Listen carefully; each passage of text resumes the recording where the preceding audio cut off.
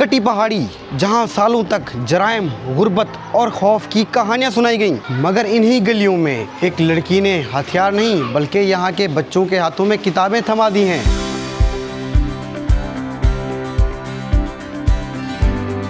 तो आप बड़ी होकर क्या बनना चाहिए? मैं टीचर बनना चाहती हूँ। थिंग क्या है आप लोगों को पता है? What is living thing?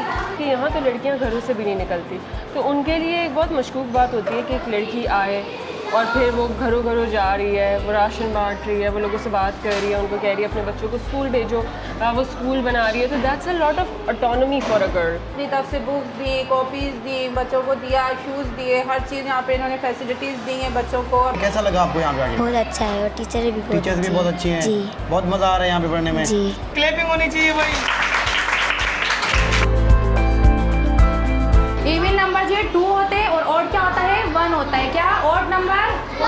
क्या है कि जुराइम पेशा लोग रहते हैं यहाँ पे, लोग तालीम को बेहतर नहीं समझते, जबकि बहुत सारे हमारे जो पेरेंट्स हमारे पास जिन्होंने बच्चे अपने एडमिट करवाए, उसमें से बहुत सारे फीमेल स्टूडेंट्स को भी करवाया है। तो चाइल्ड लेबर वाली चीज़ भी यहाँ पे बहुत ज़्यादा प्रेवेलेंट है। उसकी वजह भी यही है कि वो काम करेंगे या पढ़ाई करेंगे तो वो डिसाइड नहीं कर पाते। अगवा करके ले जाएंगी, ये ऐसी दवाई छोड़ देंगी जिससे बच्चों के कभी बच्चे आगे जाके पैदा नहीं होंगे। तो ये बहुत सारी बातें हुई। इनके बैग्स, कॉपीज़, बुक्स सब कुछ फ्री है। इनको कोई ट्यूशन फ़ी नहीं देनी पड़ती, इनको कोई एडमिशन फ़ी नहीं देनी पड़ती, इनको स्टेशनरी और पाउच तक के पैसे नहीं देने पड़ते।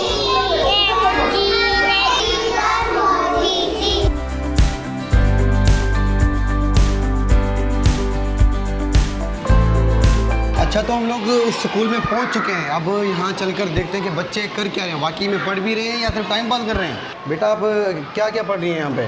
हिस्ट्री, कंप्यूटर, मैथ और उर्दू। अच्छा, और इस्लामिया। रोज़ाना आ रही हैं स्कूल? अच्छा पढ़ा रही हैं मिस? मेरा नाम बिस्मा। तो आप कौन सी क्लास में पढ़ रही हैं और कौन कौन से सब्जेक्ट आपने पढ़े हैं? मैं 1 क्लास में पढ़ती हूँ। मैं हिस्ट्री बुक पढ़ती हूँ, मैथ बुक पढ़ती हूँ, उर्दू पढ़ती हूँ और इंग्लिश। मेरा नाम सैयदा बिस्मा बीबी है। अच्छा, तो बच्चों को कौन सी क्लास पढ़ा रही हैं आप? मैं 1 से 3 तक कुछ बच्चों को पढ़ा रही अच्छा, हूँ। तो कौन सा सब्जेक्ट पढ़ा रही हैं? कंप्यूटर पढ़ा रही हूँ और इंग्लिश पढ़ाती हूँ उनको। अच्छा, तो आपको क्या लग रहा है, बच्चे इंटरेस्ट ले रहे हैं? हाँ, माशाल्लाह ले रहे हैं बच्चे, इंटरेस्ट लेते हैं, अच्छा पढ़ रहे हैं। अच्छा पढ़ रहे हैं। रेगुलरली आ रहे हैं, सब कुछ कर रहे हैं, अच्छे हैं तो बच्चे। अच्छा रिस्पॉन्स है? जी बिल्कुल अच्छा रिस्पॉन्स। अच्छा, इस इलाके में आपको पता है कटी पहाड़ी का इलाका है, यहाँ पर स्कूल भी है नहीं और स्कूल बना है, तो बच्चे जो बेशतर तालीम तो यहाँ से नहीं कर रहे थे। अब इन्होंने एक स्कूल जो बनाया है, फ्री में तो है लेकिन बच्चों के लिए तो एक अच्छा एक इदारा बनाया ताकि बच्चे आएँ। तो क्या समझती हैं, क्या कहना चाहिए? नहीं, तो ये बच्चों तो के लिए बहुत सही काम अच्छी किया। बात है। यहाँ के जो पहाड़ी के इलाके हैं, जो बच्चे बिल्कुल नहीं पढ़ पा रहे थे, उनके लिए तो बहुत अच्छा है, इन्होंने स्कूल खोला, सब कुछ किया। बच्चों को अपनी तरफ से बुक्स दी, कॉपीज़ दी, बच्चों को दिया, शूज़ दिए, हर चीज़ यहाँ पे इन्होंने फैसिलिटीज़ दी हैं बच्चों को। और बच्चे भी फोकस दे रहे हैं, आ रहे हैं, रेगुलरली पढ़ रहे हैं, सब कुछ कर रहे हैं। कौन सी क्लास में हैं आप? 3 क्लास में। कौन कौन से जी। सब्जेक्ट पढ़ रही हैं अभी? जी, सब सब्जेक्ट सब सब्जेक्ट पढ़ रही हैं। अच्छा, तो बड़े होकर क्या बनना चाह रही हैं? डॉक्टर। अच्छा, ये बताएं स्कूल कैसा है, कैसा लगा आपको यहाँ पे आके? बहुत अच्छा है और टीचर्स भी बहुत अच्छी हैं। जी बहुत मज़ा आ रहा है यहाँ पे पढ़ने में। जी। अच्छा, कौन सी क्लास में पढ़ रहे हो? 3 अच्छा, कौन कौन से सब्जेक्ट पढ़ रहे हो? SST, इंग्लिश, मैथ, उर्दू, ठीक साइंस। ठीक है। अच्छा, कंप्यूटर भी पढ़ रहे हो? अच्छा, ये स्कूल कैसा है? स्कूल अच्छा है टीचर्स भी अच्छे हैं? जी। अच्छा, तो हम एक और क्लास में पहुंच चुके हैं। यहाँ पर हम देख रहे हैं कि बच्चों के यूनिफॉर्म नहीं है, तो टीचर से भी बात करें। मैम, पहले अपना नाम बताइएगा। मेरा नाम बरीशा है। अच्छा, हम देख रहे हैं कि यहाँ पर जो बच्चे पढ़ रहे हैं उनके पास यूनिफॉर्म नहीं है, तो यूनिफॉर्म क्यों नहीं है, क्या समझती हैं, क्या कहना चाहेंगी? ये तो अभी फिलहाल इनकी पढ़ाई जा रही है ना, क्योंकि यूनिफॉर्म की वजह से तो आप इनकी पढ़ाई नहीं रोक सकते। यूनिफॉर्म में टाइम लगेगा, जब आ जाएंगे तो यूनिफॉर्म बच्चों को दे देंगे, पर इनकी पढ़ाई लाजमी है कि इनकी पढ़ाई जारी हो सके। अच्छा, तो बच्चों के लिए आप लोग यूनिफॉर्म भी मंगवा रहे जी हैं? बिल्कुल, सब कुछ, शूज़ भी मंगवाए हुए, सब कुछ मंगवाए। अच्छा, तो मतलब हमने सुना है कि बच्चों की ना कोई एडमिशन फ़ीस है, ना कोई इनकी मतलब कि मंथली फ़ीस है, मतलब सब कुछ फ्री में हो रहा है? सब कुछ फ्री में हो रहा है, क्योंकि ये गरीब है ना, जो गरीब घराने ताल्लुक़ रखते हैं वो अपनी पढ़ाई जारी नहीं कर सकते। महंगाई की वजह से कुछ वालिदैन जो अपने बच्चों को नहीं पढ़ा पाते, लेकिन ऐसे जो इदारे होते हैं उनकी वजह से पढ़ा लेते, फिर अपने बच्चों को भिजवा देते हैं। अच्छा, तो भाई हमने क्लासों का विजिट किया है, यहाँ पर बच्चे तो बड़ी मेहनत से तालीम करने। अरे भाई, एडमिन साहब भी हमें मिल गए। भाई अस्सलाम वालेकुम। वालेकुम अस्सलाम। कैसे हैं आप? ठीक हैं? ठीक। अच्छा, आप ज़रा इंट्रोड्यूस करवा दें खुद को।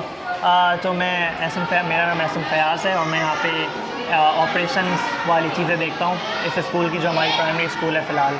जी। अच्छा एहसान भाई, ये इलाका जराइम की वजह से मशहूर था, ठीक है, यहाँ पर तालीम का निज़ाम नहीं था बिल्कुल, यहाँ के जो बच्चे हैं वो तालीम हासिल ही नहीं कर पा रहे थे, तो आपने एक यहाँ पर इदारा कायम किया है, तो इस पर क्या कहना चाहेंगे? तो मैं ये कहना चाहूँगा कि ये एक मिसकॉन्सेप्शन है कि यहाँ पे सिर्फ क्या है कि जुराइम पेशा लोग रहते हैं, यहाँ पे लोग तालीम को बेहतर नहीं समझते, जबकि बहुत सारे हमारे जो पेरेंट्स हमारे पास जिन्होंने बच्चे अपने एडमिट करवाएं, उसमें से बहुत सारे फीमेल स्टूडेंट्स को भी करवाया है। तो एक्चुअली वो तालीम को बरतरी देते हैं, बस ये कि लोगों को पता नहीं है, बाहर वाले लोगों को।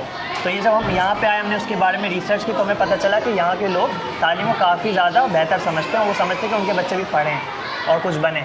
अच्छा वैसे मेन वजह क्या है यहाँ पर कि जिसकी वजह से वालिदैन अपने बच्चों को पढ़ा नहीं पाते, क्या मेन वजह है? मेन वजह सारा ये कि उनके पास वसाइल नहीं होते, उनके पास पैसे नहीं होते कि वो अच्छे स्कूल में भेज सकें। जबकि आप देखे जाए नाज़िमाबाद में बहुत अच्छे स्कूल हैं, लेकिन वो बेच नहीं पाते। यहाँ पे इवन हमारी कम्युनिटी, जो ये कम्युनिटी है, इसमें छोटे छोटे स्कूल्स हैं, लेकिन यहाँ पे भी नहीं बेच पाते क्योंकि वो उनके पास इतने पैसे नहीं, इतने वसाइल नहीं होते कि वो बेच सकें। और दूसरा ये भी है कि क्योंकि एक बहुत ही गरीब घराने से भी होते हैं, तो क्या है कि उनके जो मर्द होते हैं वो अपने कामों में जाते हैं तो अपने बच्चों को भी साथ लेके जाते हैं। तो चाइल्ड लेबर वाली चीज़ भी यहाँ पे बहुत ज़्यादा प्रेवेलेंट है। उसकी वजह भी यही है कि वो काम करेंगे या पढ़ाई करेंगे, तो वो डिसाइड नहीं कर पाते। अच्छा तो हम अब आपको उस लड़की से मिलवाते हैं जिसने इस इलाके में तालीम के अलम को बुलंद किया है। आइए हम आपको उससे मिलवाते हैं। अस्सलाम वालेकुम मैम। वालेकुम अस्सलाम। अच्छा सबसे पहले आप अपना नाम बता दें। मेरा नाम रिवा खान है। अच्छा तो ये बताएं कि इस इलाके में आपको ये कैसे ख्याल आया कि आप यहाँ पर एक इदारा कायम करें और बच्चों को तालीम दिलवाएं? मैंने कभी भी इलाका अपनी ज़िंदगी में कराची में नहीं देखा था। इससे पहले मैं बाबा आइलैंड में काम कर चुकी हूँ, रूरल बलूचिस्तान में काम कर चुकी हूँ, लेकिन मैंने अपनी ज़िंदगी में ये इलाका कभी भी नहीं देखा था। पहली बार मुझे मेरी यूनिवर्सिटी में एक शख्स ने इस इलाके से तारुफ़ मेरा करवाया। उनका यहाँ पे कोई छोटा मोटा काम था, तो उन्होंने मुझे जो है इस इलाके से तारुफ़ मेरा कराया। और जब मैं आई, मुझे पहली बार पता चला कि कराची जैसे शहर में पहाड़ भी होते हैं और उन पहाड़ पे लोग भी रहते हैं। तो उसके बाद से जब मैंने ये देखा, तो मैंने अपने सारे प्रोजेक्ट्स जो मैं बलूचिस्तान में कर रही थी, मैंने वो साथ साथ किए, लेकिन फिर मैंने वो वाइंड अप कर दिए थे जल्दी, और फिर मैंने आके यहाँ पे काम करना शुरू अच्छा किया। तो यहाँ का सफ़र कैसा रहा आपका? यहाँ का सफ़र बहुत मुश्किल था, क्योंकि यहाँ के लोगों के लिए ये एक बहुत अनकॉमन बात होती है कि एक लड़की आए, क्योंकि यहाँ तो लड़कियाँ घरों से भी नहीं निकलती। तो उनके लिए एक बहुत मशकूक बात होती है कि एक लड़की आए और फिर वो घरों घरों जा रही है, वो राशन बांट रही है, वो लोगों से बात कर रही है, उनको कह रही है अपने बच्चों को स्कूल भेजो, वो स्कूल बना रही है। तो that's a lot of autonomy for a girl. तो वो उनको बहुत खटक गया। शुरू में तो मुझे ये भी बातें सुनने को आई थी कि आप ही आई हैं बच्चे किडनैप करके लेके जाएंगी, ये आई हैं ये नया दीन फैलाएंगी, ये अच्छा यहाँ पर ये कंट्रोवर्सी भी फैलाई गई कि ये खातून आई हैं यहाँ के बच्चों को अगवा करके ले जाएंगी? हाँ, अगवा करके ले जाएंगी, ये ऐसी दवाई छोड़ देंगी जिससे बच्चों के कभी बच्चे आगे जाके पैदा नहीं होंगे। तो ये बहुत सारी बातें हुई। फिर कम्युनिटी ने एक बार मेरी टीम को भी अटैक किया था, जिसकी वजह से हम पुलिस स्टेशन भी पहुंचे थे। वो मेरा पहला पुलिस स्टेशन एक्सपीरियंस था। लेकिन फिर SHO जो थे यहाँ के लोकल, उन्होंने हमारा बड़ा साथ दिया। उन्होंने पेट्रोलिंग शुरू कर दी थी, उन्होंने लोगों को समझाया, इलाके के बड़ों को समझाया बिठा के। तो उस तरह से ये बहुत एक कंजर्वेटिव एरिया है। तो इवन तो अभी जब हम इस्टेब्लिश हो चुके हैं, तो हमारा रिसेप्शन रेट बहुत ज़्यादा है, सक्सेस रेट बहुत ज़्यादा है। बट इसको बनाने में जितनी मेहनत लगी है और जितना मतलब रुकावटें आई हैं, उसके बारे में लोगों को कुछ भी नहीं पता। अच्छा तो आगे का क्या प्लान है आपके? आगे का मेरा ये प्लान है, अभी इस चीज़ पर मैं काम कर रही हूँ कि ये हमारे पास प्राइमरी स्कूल है, नर्सरी टिल ग्रेड 3। तो अब मैं 4th से लेके मैट्रिक तक का स्कूल बना रही हूँ इसी इलाके में। अच्छा ये जो आप काम कर रही हैं, ये आप अपनी मतलब आपकी तहत कर रही हैं या आपने कोई फलाही इदारा बनाया हुआ है? मैंने एक इदारा बनाया हुआ है, लेकिन मेरी अपनी मदद आप भी है, क्योंकि मैं पब्लिकली फ़ंड रेज़ करती हूँ। ना मैं कोई CSR उठाती हूँ, ना मैं गवर्नमेंट से फ़ंड लेती हूँ। तो मैं पब्लिकली फ़ंड रेज़ कर रही होती हूँ अपनी सोशल मीडिया पे, और मेरी बस एक सोशल फॉलोइंग है जो कि बहुत अच्छे लोग हैं और वो मेरी हेल्प कर रहे होते हैं, because we share the same vision. अच्छा किसी सियासी पार्टी से तो कोई ताल्लुक नहीं है आपका? मतलब जैसे अगर आप लोग देखते होंगे कि भाई इसका ताल्लुक किसी सियासी पार्टी से, किसी सियासी पार्टी से ताल्लुक नहीं है? मैं सख्ती से कहती हूँ कि जो मेरा इदारा है वो A पॉलिटिकल है, A रिलीजियस है और A जेंडर है। ठीक है। अच्छा ये आपने इलाका देखा, ठीक है, ये इलाका जो है अब भी इस वक्त भी अगर कोई इस इलाके का नाम सुनता है तो खौफ की अलामत समझा जाता है, एक जराइम का इलाका समझा जाता है। तो क्या समझती हैं? मुझे ऐसा लगता है कि एक वक्त था, वाकई ये इलाका ऐसा ही था, एक वक्त था, लेकिन अभी वो टाइम नहीं है। लेकिन लोगों का एक जब परसेप्शन बन जाता है ना एक इलाके के बारे में, तो वो उसे उसी नज़र से ही देखते हैं। अगर डिफेंस आपका एलीट एरिया हो गया, अब कल को डिफेंस में गटर उबल आए थे और सारी पाइपें उन्होंने पानी की सीवेज वगैरह की निकाल दी थी, लेकिन वो फिर भी एलीट एरिया है। तो इसी तरह एक परसेप्शन, ये अगर कटी पहाड़ी है, यहाँ पे क्राइम हुआ बहुत हैवी, उस पर गैंग वॉर्स वगैरह ये सारी चीज़ें हुई, अब भी वही परसेप्शन है, लेकिन अब वो हालात नहीं है यहाँ पे।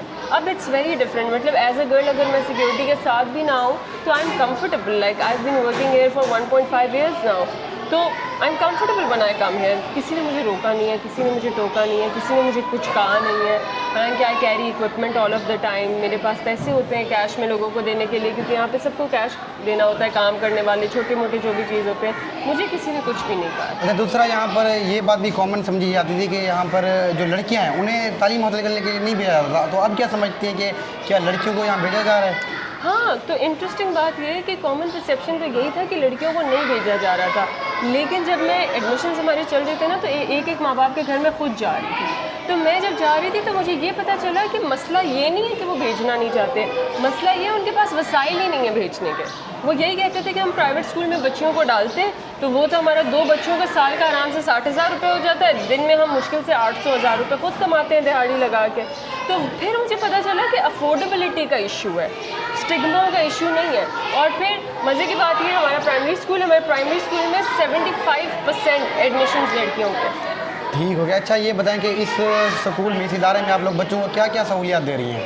तो इस इदारे में बच्चा 1 रुपया भी नहीं देता है। हम लोग बुक्स से लेके, बैग्स से लेके, यूनिफॉर्म से लेके, अभी इनके यूनिफॉर्म सिलने गए हैं सबके साइजेस लेके, और इनके शूज़ आपने नीचे डब्बे देखे होंगे। हमने सोचा है जिस दिन हम इनको यूनिफॉर्म देंगे फिर हम इनको शूज़ भी उसी दिन देंगे।